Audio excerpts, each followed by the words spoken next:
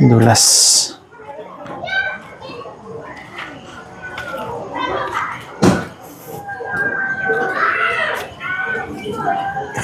Sikuan dari mana gitu. Ay, kerja minggu sila ko sila. So, ayan po mga kabayan. Nandito ako ngayon kay May, na asawa ni July. Yes po mga kabayan, si May na asawa ni July. Nandito kami ngayon kasi talagang napakabastos itong July mga kabayan. Alam niyo po, sobrang pagod ako doon. May gagawin pa kami doon kay Tatay Romy. Pero sumugod ako dito dahil meron akong gustong i-confirm, no? Bago confirm din na napakabastos na walang hiya na asawa kahit kailan si July. Pero i-confirm ko muna. Pero magbitaw muna ako ng salitang ganyan kasi nanggigigil na ako mga kabayan.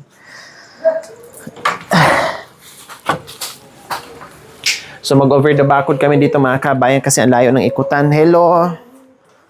Papasok ako, May. Kumusta kayo?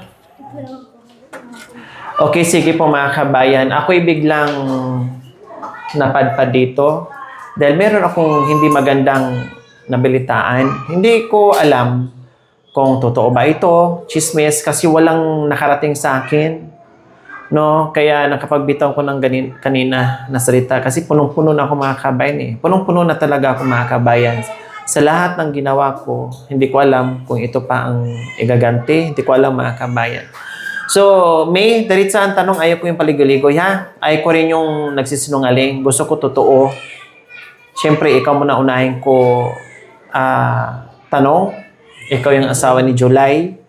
Nasaan yung kalabaw? Bininta niya po. Saan niya bininta? Hindi ko po alam. Siya lang po nakaalam po. Magkano ang benta niya? Hindi po alam kasi tinago niya sa amin po. Hindi niya sinabi sa amin. Ay, hindi mo alam na binigyan ka daw ng 20,000? Ang 20,000 napunta daw sa'yo? Hindi po. Wala po ako natanggap. Ang nakarating sa aking balita, 60,000. Binili namin yun ng 60 plus. No? Binili namin yun ng 60 plus yung kalabaw na yon. Tapos, ang balita sa akin is 60,000 binintan niya. Ilang buwan na ba yung kalabaw? Halos mag-iisang taon na ang kalabaw. Tapos, binintanan din niya ng 60,000. Bininta niya ng 60,000 daw. Nakarating sa akin balita. Itong hapon lang, kaya napasugod ako gabi na. Kasi itong hapon lang ang balita sa akin.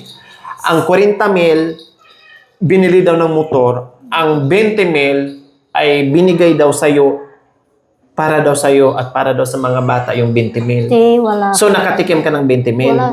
Madam, kahit Baka mamaya na may pinagtakpan nyo si July, natakot lang kayo sabihin sa akin, o tinago nyo kung talagang nakahawak ka ng 20,000 na galing sa kalabaw. May. Wala po, madam. Kahit mamatay. Magkano ang binigay sa ni July? Walang sabi ko, gusto ko magsabi ka ng totoo. Magkano ang binigay sa ni July? Binagay lang sa amin yung kapay lang saka asukal saka ulam lang yun, pero pera walang binigay sa amin. Asukal, kape, ano pa? Ulam. Ulam. Anong klaseng ulam? Yung baboy. Baboy, ilang kilo? Ulam, ganyan lang. Kapiraso. Pera, magkano inabot sa'yo? Walang 100, 50, 20? Walang ganon? Yung mga bata po, binigyan niya. Binigyan niya magkano binigay mga bata? Pag nakikita nila sa daan yung tatay nila, binibigyan nila ng 100, ati-ati sila. Silang 4. Bakit daw bininta niya ng kalabas pagkakaalam mo? Anong pagkakaalam mo? Bakit bininta daw niya yung kalabaw? Iwan ko sa kanya. Ha? Kasi hindi po kami nag-away po kami. Hindi po siya natutulog po dito. Nag-away kayo? Lagi naman kayo nag-away. Noon pa naman. Oh, ngayon, Hindi siya natutulog. Nagbalikan lang kayo dahil nung pinagsabihan ko si July. Po, yun. Tapos pagkatapos noon, hindi na naman kayo nagsama. Kasi Nagkanya-kanya na naman kayo. Puro kasi naglalasing. So, yan ang ngayon napapala ni July. Binigay ko yung kalabaw na yun, hindi para sa sarili niya, kundi para sana meron siyang katuwang sa pag hanap buhay para sa mga bata. Hindi para sa sarili niya. Nasaan ngayon si July? Nasa bundok po. Sabi nila darating po ngayon. Nasa bundok. Anong ginawa ni July doon sa bundok? Nangarap ng puso po. Nangalap ng puso. Bakit hindi niya dala yung motor? Eh, di ba yan ang purpose niya? Dapat dinala niya yung motor sa bundok. Umuulan po. Saka malaki yung... Hindi. Kasi kaya nga binigyan ko kayo ng kalabaw si July. Kasi ang kalabaw, kahit umuulan, init, ulan, kayang pumunta doon sa bundok. Ang motor, hindi yan dadami. Masisira yan. Hindi yan makaakyat ng bundok pag ganitong panahon. Ang kalabaw dadami.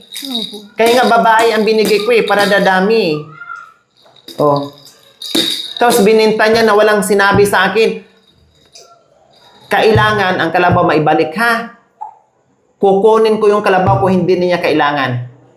Kukunin ko yung kalabaw kung hindi na niya kailangan. Kailangan ko makuha ang kalabaw. Ibigay ko na lang sa iba na nangangailangan ng kalabaw. Gusto niya mo parang sakripisyo siya. Kasi alam mo, kabayan, Diyos ko po. Kaya po naiiyak po ako sa'yo. Bakit nahiya kayo sa akin? Kasi ganyan po yung ginawa niya. Ako po naiiyak. Oo. Kayo nakaramdam ng hiya? Si May nakaramdam ng hiya sa ginagawa ni July. Pinagbigyan ko si July, nag-away sila noon, no? Tapos kinausap natin, counseling, ilang beses ako nag-counseling mga kabay, nagsama saglit doon sa kubo nila. And then back to normal na naman si July sa pagiging lasinggero, barkada, lasinggero, masipag ding mag-inom, masipag maghanap buhay, masipag mag-inom, halos hindi maabutan yung mga bata. Kasi ganito mga kabay, kaya ganun kalakas yung loob ni July na parang walang pakialam. Kasi, ang bahay nyo, may bahay din sila ni May. Tama, May? May bahay din sila ni May na ganito. Ngayon, ang bahay na May na ganito, pinaupahan. Tama? Magkano ang upa sa bahay nyo? Magkano? 4,000. 4,000. Malakas ang loob ni July na yung sarili niyang kita para sa sarili lang niya. Kasi ang natatanggap nila ni May na inuupahan sa bahay ay napupunta sa iyo. Yun lang pong pinagagastos namin. Hindi kami binigay sa ng kalabaw. Tama. Pero buwan-buwan, kayo ang nakakukuha Ano po ako? sa renta ng bahay. Ito yung ginagastos sa mga bata. Pag-aaral, pagkain, lahat-lahat. Pero napakaliit pa rin. Hindi pa rin sapat yung sa loob ng isang buwan. Kaya itong si July, mga kabayan, balasubas talaga. No? Balasubas talaga mga kabayan. Nagsasarili siya ngayon, bahala na magbigay siya o hindi. No? Kasi ang alam niya, merong income yung bahay na pinaparintahan nila. Kasi si May dito nakikitira. Bahay to ng mismong nanay ni May at tatay ni May. No? Si July ngayon mga kabayan ay ang hanap buhay niya ay pang sarili at pang inom niya. Ngayon siguro mga kabayan, tinanong ko na yan July, anong gusto mo? Kalabaw? Motor? Kasi kako, ang motor ay kapag tag-ulan ay hindi mo magagamit. Pero pag may kalabaw ka, magagamit at dadami pa. Ang motor masisira. So ina-advise namin. Pinapaintindi namin mga kabayan. Ganon din si Binbin. Sinabihan din niya yung kuya niya. Oh, pag-isipan mo kuya. Kasi nung unang pinili niya motor. O sige. Mag-usap kayo magkakapatid. Mag-usap kay July kung ano ba talaga ang gusto mo at kung ano ba talaga ang nasa isip mo na kailangan mo doon sa bundok. So, nag-usap sila. Unang binanggit ni July, motor. Then, nag-usap sila magkapatid. Ay, ate, hindi pala pwede. Mahirap pala doon. Kalabaw na lang para merong katuwang ako sa paghahanap buhay doon. Sabi ko, sige, final decision na yan, July. Opo, ate, yun na lang. Biro mo, 60 plus yun. Ha? 60 plus yun. Tapos bininta lang din niya ng 60,000 na halos isang buwan, ay halos isang taon na yung halos isang taon na yung kalabaw na yun. Imagine. Tapos, ang dating pa ay ang 20,000 binigay niya sa mag-iina. Binigay niya sa mag-iina mga kabin at hihawak ni May. ngayon, kinumpronta ko si May. Ang binigay lang daw is tinapay, kapay, at baboy, nakapiraso lang daw mga kabayan. So after nun, wala na. Anong sabi mo sa kanya? Na nalaman mo na bininta yung kalabaw? Nagalit po ko. Anong sinabi mo sa kanya nung nalaman mo? Sinabi ko sa kanya, anong ika-arap natin kay madam kapag niyang nalaman yung binenta mo yung kalabaw, sabi ko sa kanya. Oh, tapos anong sabi niya? Sabi niya, kahit na ibenta ko yan, wala namang akong anak na lalaki, sabi niya.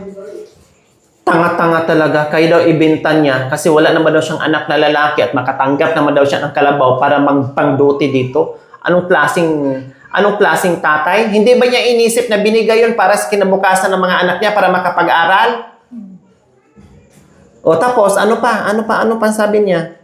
Bininta niya kasi wala naman siyang anak na lalaki, hindi naman daw siya magduti. So yan ang rason niya. So ano pang sabi niya?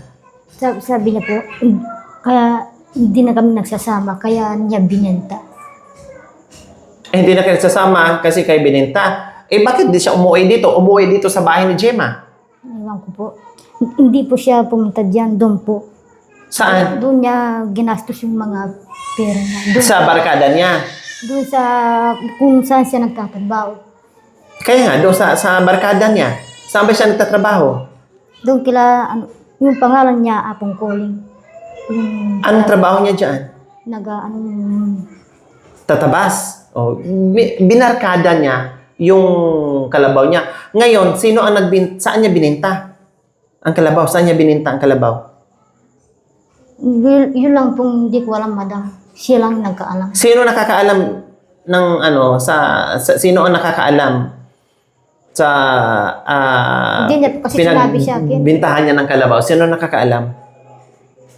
Yung pinupuntahan niya doon. Siguro yun. Yung pinupuntahan niya ang nakabili ng kalabaw? Una, kulot. Ano po? Saan ba ng bahay? Doon po sa may manggaan kung saan tayo nag-ano po.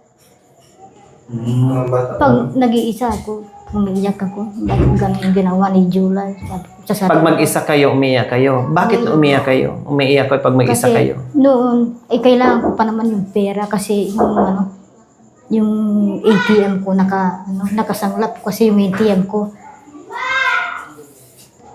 Sana, yung ginawa ni July, sana, nilungan niya ako kasi yung ATM ko nakasangla. Nakasanglay ng ate mo. O, sana, tinulungan niya ako pero hindi. Tapos, Inano niya sa pag-inom niya ng alak. Pagbibili ng sigaryo, tabako niya, siguro naubos po. barkada. Tapos po, nung wala na po siyang pera, napnap na po siya, nag-iingi po siya ng dito. Nung naubos na ang benta ng kalabaw, bumabalik sa'yo, nangihingi na naman ng pera. Di ba? Ganun kabastos si July talaga. Ang sarap talaga umbagin sa pagmumukha ni July, mga kabayan. Sa totoo lang, sarap umbagin. Kasi sa totoo lang, alam mo May, kung hindi ako naawa sa mga anak ni July, kung si July na mag-isa, kung alam ko lang na ganyan ang ni July, pero binibigyan natin ng chance, pero hindi rin nagbago, mga kabayan, no? At lalong lumala. Kasi paano na? Imagine natin, wala ng kalabaw. Walang income ngayon na matino dahil tag-ulan. Ang kalabaw na wala na. And then, ang motor, nandiyan nakatingga. Nandiyan nakatingga, mga kabayan. Tapos, pag nasira yan, anong pangtustos na pambili ng piyesa na nasira? Ang motor, habang tumatagal, nabubulok, nawawala, unti-unting nabubulok ang piyesa. No, unti-unting nawawala. Pero ang kalabaw, habang tumatagal, lumalaki at dumadami ng dumadami. Yan ang lagi kong pinapaalala ni July. Pero ang rason niya ngayon, ibenta na daw niya ang kalabaw kasi wala naman daw siyang anak na lalaki na kailangan niya pangduti. At sinabi ko rin sa kanya, huwag mong ipangduti yan kahit may lalaki kang anak kasi hindi yan pinaghirapan mo. Para yan doon sa lahat ng mga anak mo para makapag-aral, yan ang purpose ko dyan. Hindi para pangduti, pangbenta, pambili ng motor. Hindi. Para yan sa mga anak, sustintuhan mo. Kasi ang nireklamo mo dito at pinag-aawayan yun ni May is yung kita mo na hindi ka nakakabigay ng sapat. Hindi ka nakakabigay ng magandang kita mo dahil ang sinasabi mo, binabakay mo, ang layo, ang hirap, maghatid, hatid sa mga kalakal akyat mula sa kabundukan. Kaya ang naririnig ko, kaya yan ang problema na nakikita ko. Kaya binigyan kita ng solusyon ngayon, binigyan kita ng kalabaw. Sabi ko sa kanya. Tapos ngayon, binenta. Na hindi alam ng asawa, hindi ko rin alam. Hindi man lang siya nagpasintabi sa akin, ate, ganito. At nag-remind ako sa lahat na binibigyan natin ng motor, sa lahat na binibigyan natin ng kalabaw. Lagi kong sinasabi, hindi ko binigay yan para ibenta nyo. Gamitin nyo yan para sa pamilya nyo. Ngayon, kung ayaw nyo niya, ibalik nyo sa akin, ibigay ko sa iba. Ha? Makakabili ba si July niyan? 60,000? 65? 65 yun. Kung hindi ako nagkakamali, natawaran ko ng 2,000. 63 yun or 62. Basta more or less 60,000. More than 60,000 ang kalabaw na yun. Kaya bang bumili ni July ng kalabaw na ganyang halaga?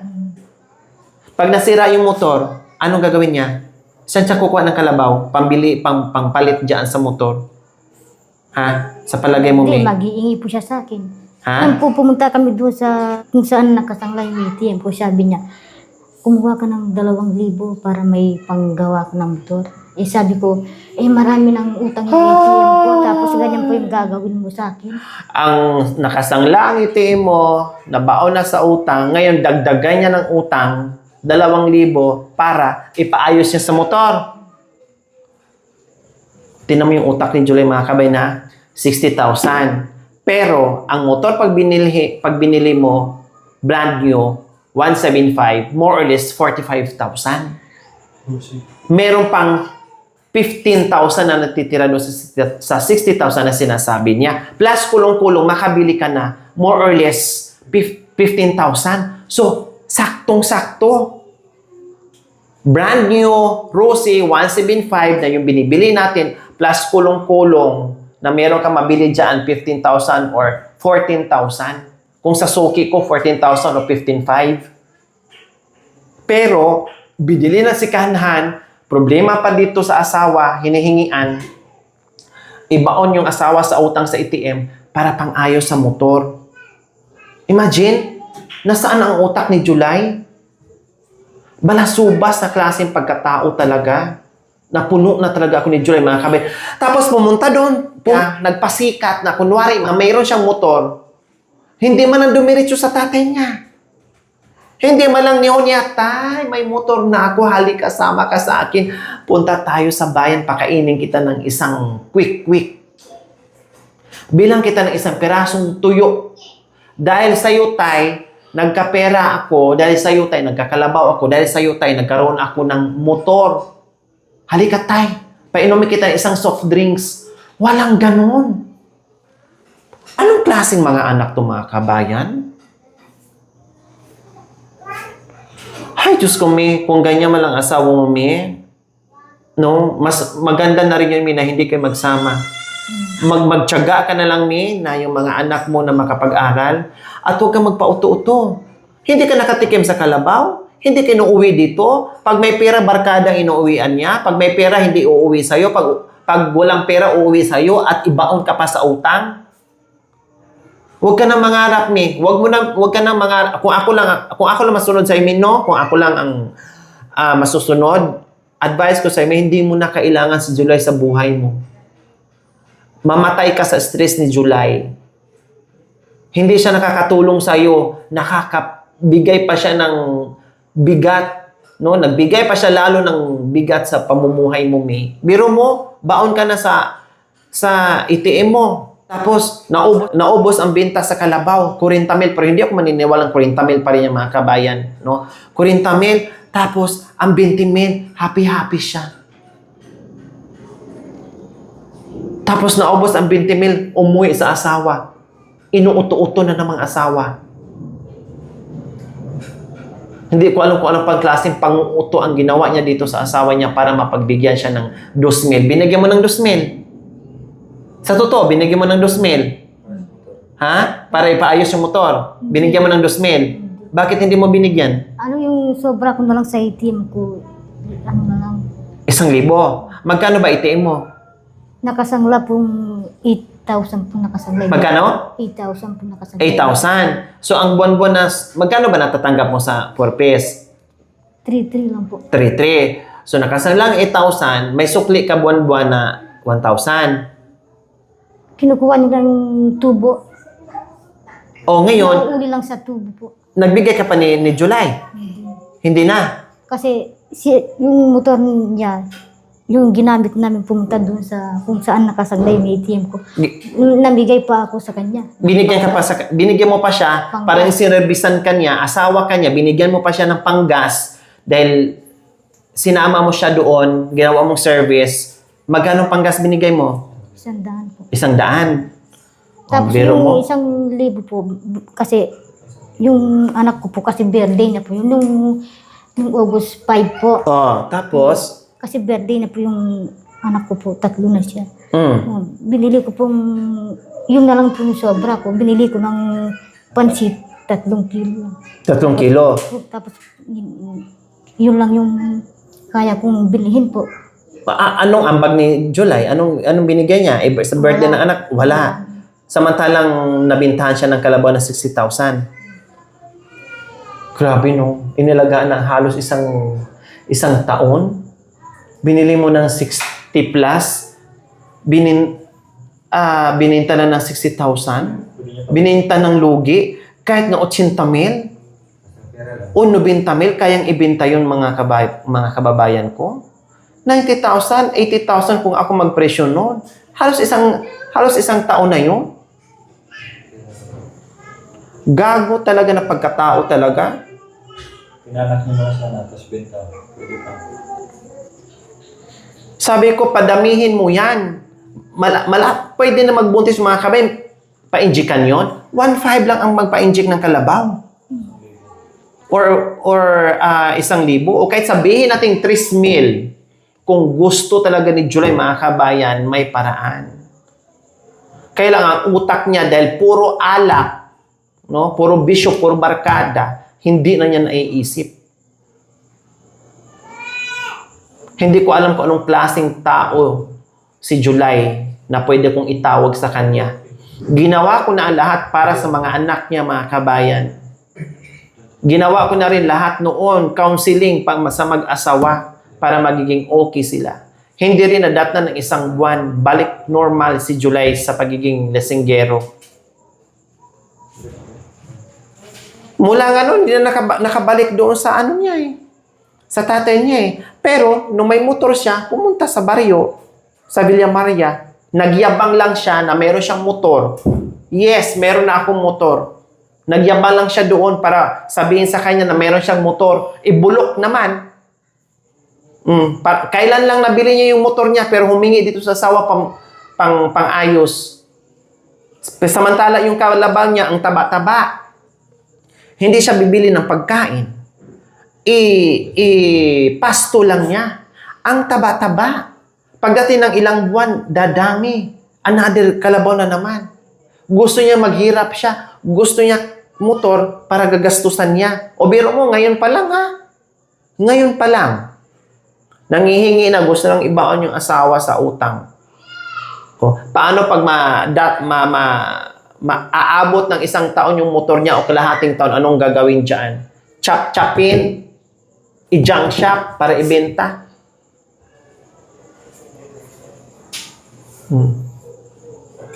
Kaya sumugod ako ng hapon. No, sumugod ako, ginabi na ako ngayon. Sa katunayan, gabi na mga kayo, sumugod ako. Kasi nagbakasakali ako nandito.